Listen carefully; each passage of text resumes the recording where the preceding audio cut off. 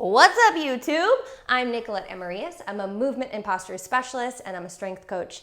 Today, we're going over an exercise that is great for deep core stabilization and the coordination of the core along with the rest of your body, like your legs and arms, shoulders, and hips. It's called horse stance, both vertical and horizontal. I'm going to show you a regression and a progression. You could also call it like a 4-point core exercise because you're on your hands and knees. We'll start on our hands and knees. I'm going to show you the horse stance vertical first. Once you've mastered this one, you can progress into the horse stance horizontal. Let's do it. So we'll start with our hands underneath our shoulders, palms are flat, and then knees under the hips, toes can be relaxed or tucked. You will need to tuck them once we get into the movement, so just keep that in mind. Before we even begin, we'll pull the shoulders down away from the ears and then tuck the chin so I'm looking right in between my 2 pointer fingers. That's going to keep my head in line with my spine. From here, I'm going to address the pelvis, low back, and mid back. I don't want to be in too much extension, so my belly falling to the floor and my back in an arched position, but I also don't want to be in flexion or a rounded position. So I'm going to find a happy medium. For me, it's about right here. I'm still engaged and I'm still actively tucking in slightly and squeezing my glutes. I'm not fully relaxed. This for me would be fully relaxed. I'm engaged here. Now we're coming back to the shoulders. We'll pull the shoulders down. We'll open up the chest. Here's the movement. We're going to lift opposite hand and knee off of the floor, but it's really small, so don't go crazy. We're gonna lift the hand and knee off the floor as if you're trying to just simply place a piece of paper underneath. So it is super duper small. And then we drop back down.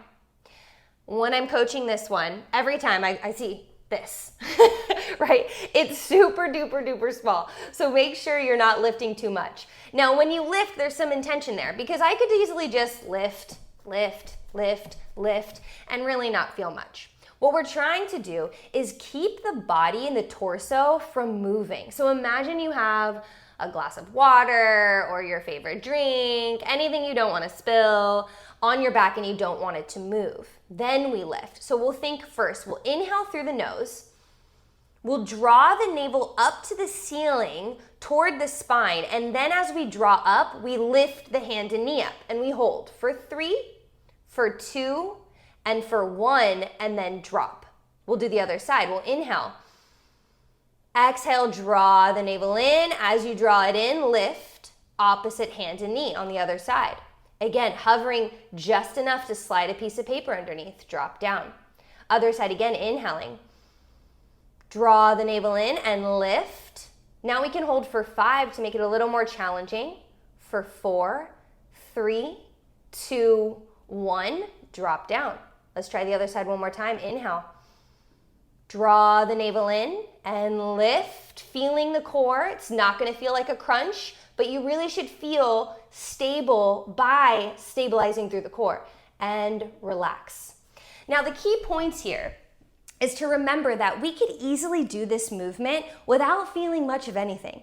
It's about bringing intention to the movement. So every time you lift that limb, really think like you're drawing in through the core, and the only way you can lift is if you engage the core and draw the navel closer to the spine, okay? So that stability comes from your center and not just by flopping around, dilly-dallying, lifting up your hand and leg. So now let's go over the progression. The progression would be horizontal. That's vertical. Basically, we're lifting straight up. Now we're going to be reaching arm and leg out. Everything still applies, but we'll quickly go over it. Hands under the shoulders, toes are tucked. We have that neutral spine position, shoulders away from the ears. From here, we'll go opposite arm and leg, then extend now straight out. I like to have my arm about 45 degrees from my ear, and then my legs straight out, toes toward the floor, squeezing that glute, drop down. I'm gonna scoot forward just a little bit here. Let's try the other side. Inhale, exhale, lift. Arm comes up, leg comes up. Now I'm not coming into extension, right? I'm keeping that neutral spine. So my arm doesn't quite come up toward my ear. That's okay. I'm holding here using my glute, my hamstring, the muscles that cover my shoulder blade, and obviously my core. Let's go one more time on each side. Inhale, exhale, and lift. I'm not forcing it, and my pelvis doesn't move. My head is still in line with my spine. 3, 2, and 1. Last one, inhale, and exhale, lift.